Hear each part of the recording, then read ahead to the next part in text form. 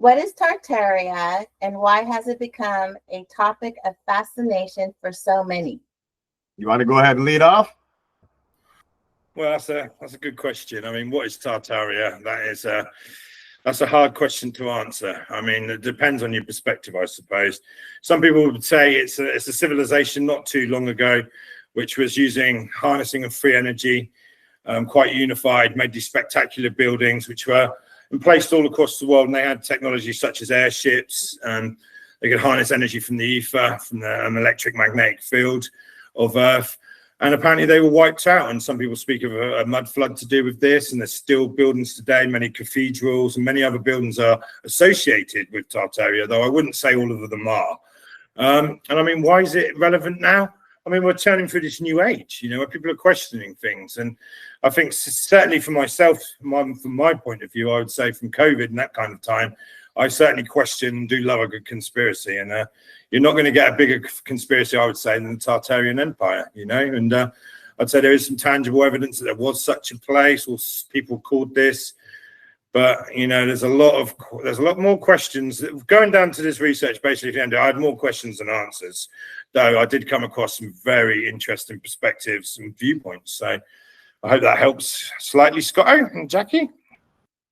Yeah, and Tartaria, yeah, here we go. This rabbit hole is, like Brett said, it's deep, it's vast, It's one of those rabbit holes that, started into a guy came out in between late 1970s, 1980s, and he started talking about the maps that he had found.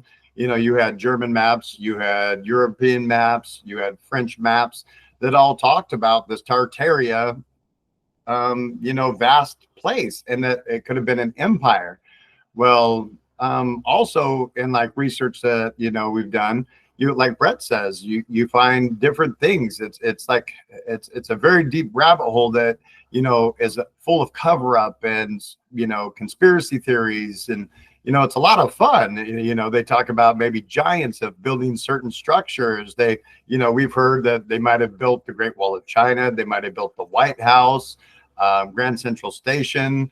There's a lot of things. It's a lot of fun to think about. Giants might have built these, and we might have incorporated those into what we have now, to suit us instead of giants. Yeah, we're going to make things a little bit smaller in there, maybe make some walkways in there that are more our size. And we might have changed those and destroyed a lot of other ones. And history, Jackie made a good one last night that we were, kind of rambling about. She said, what about the bleed through theory? Maybe it was covered up. Maybe the Tartarians, maybe it was angels that were fallen. Maybe it was giants.